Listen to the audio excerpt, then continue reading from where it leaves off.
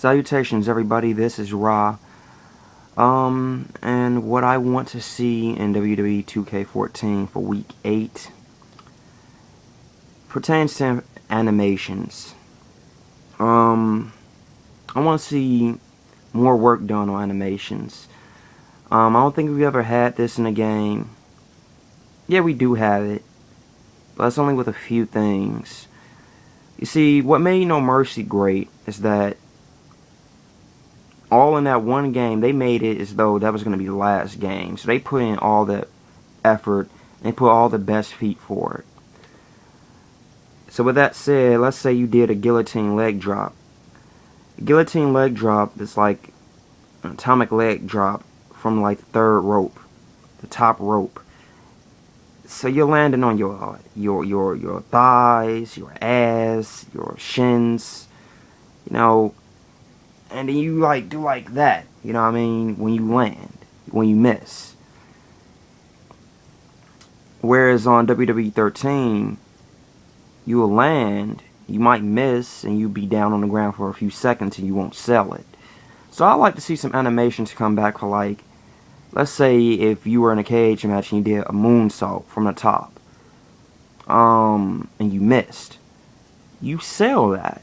You start convulsing or something like that, holding your stomach, and you don't just get right back up. Your stomach actually, your rib cage, your abdominal area, your diaphragm should be damaged. It should be yellow or orange at that rate. You just did a moonsault in the mist on the top rope.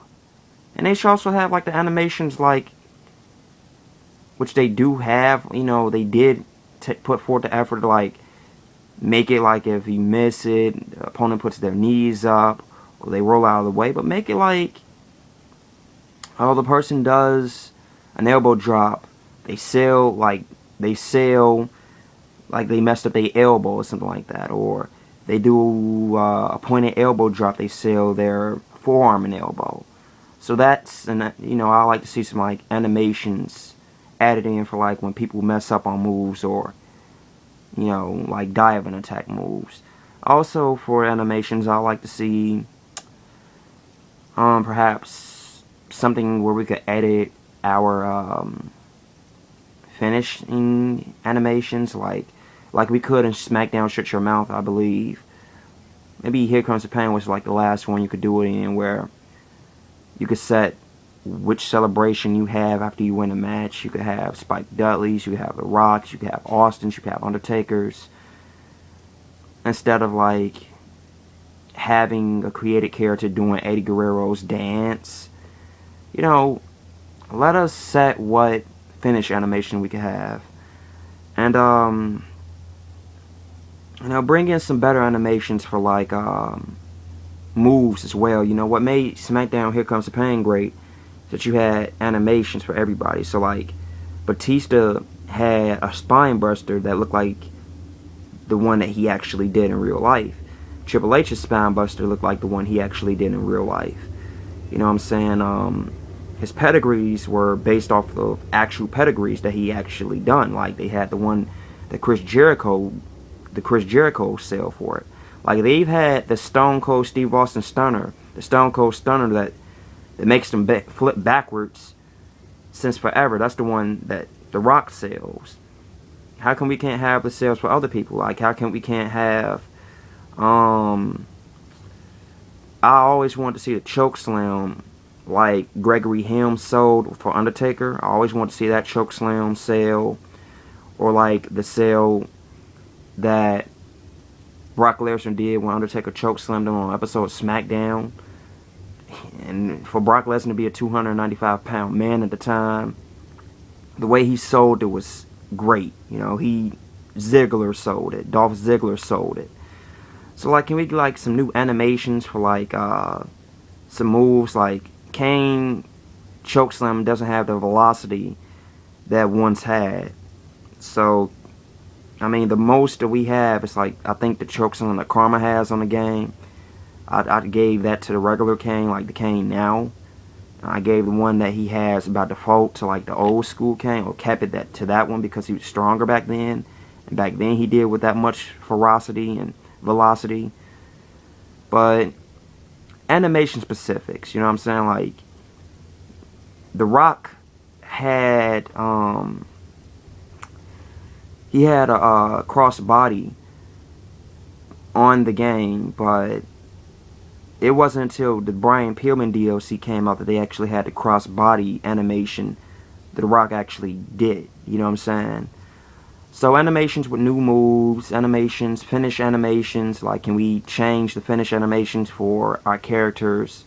If I create an Undertaker from 1991, can I give them the Undertakers from 1997 that's on 13's finish animation instead of have him do the Eddie Guerrero dance?